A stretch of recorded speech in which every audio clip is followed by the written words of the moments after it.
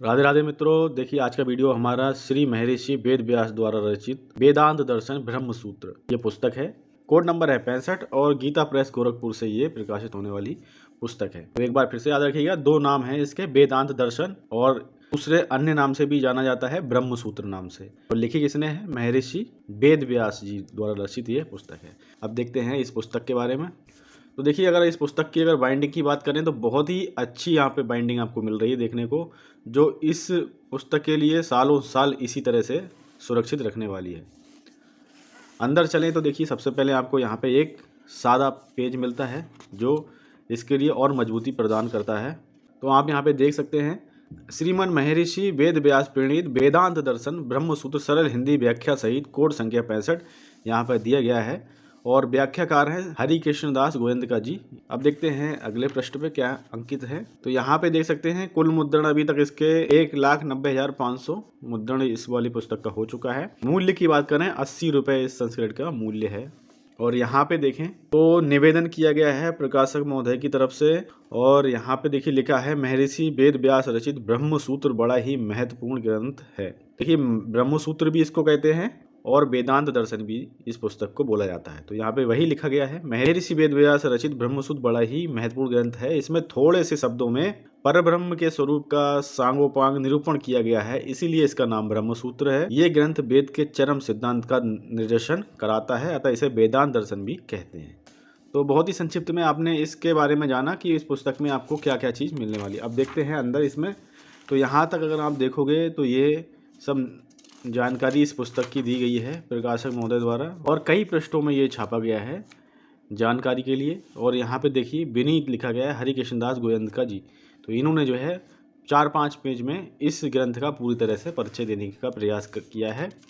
अब देखते हैं अगले पृष्ठ पे क्या मुद्रित किया गया है। तो यहाँ पे आप देख सकते हैं वेदांत दर्शन यानी ब्रह्म सूत्र के प्रधान विषयों की सूची, पहला अध्याय, और पहले अध्याय के अंदर भी कई सारे पाठ दिए गए हैं। यानी कि यहाँ पहला पाद लिखा गया है, फिर दूसरा पाद, इस तरह से पहला पाद मतलब यहाँ पे पाद का तात्पर्य यहाँ पे पाठ से है। पाठ मतलब चैप्टर।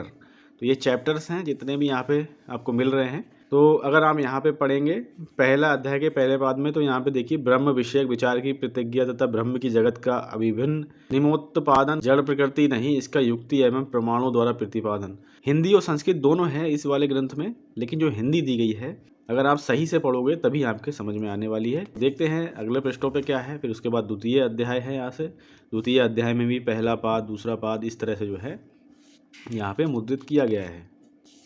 फिर जब अगले पेज पे चलेंगे तो फिर इसी तरह से जो है अभी आपका विषय सूची ही चल रहा है ये, और विषय सूची के बारे में ही यहाँ पे पूरा सब कुछ बताया गया है।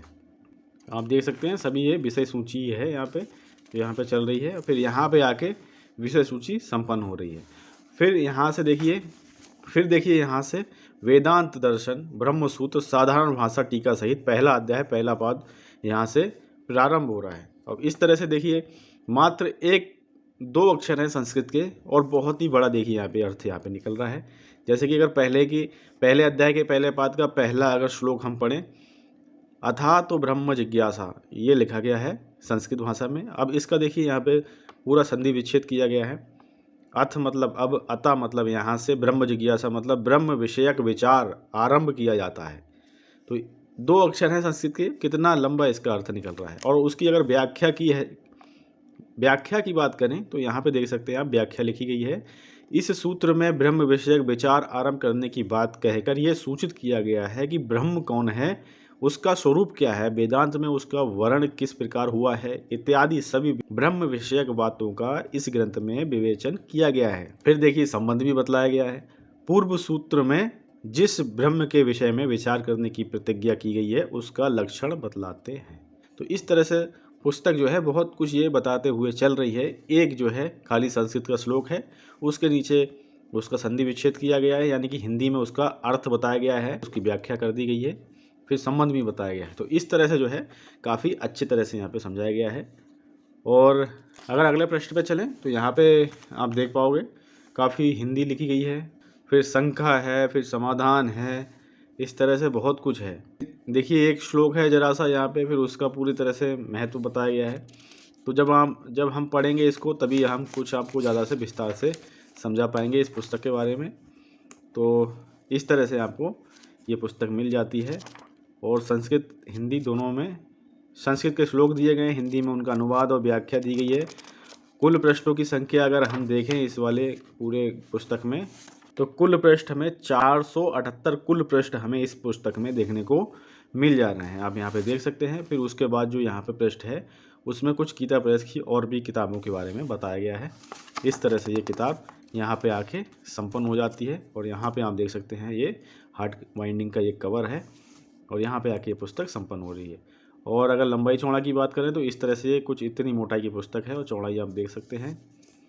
और लंबाई की बात करें तो आप इस तरह से ये लंबाई इसकी है, मोटाई इधर से आप देखिए इतनी मोटाई की ये पुस्तक है। और इधर आप देख सकते हैं वेदांत दर्शन सरल हिंदी व्याख्या सहित।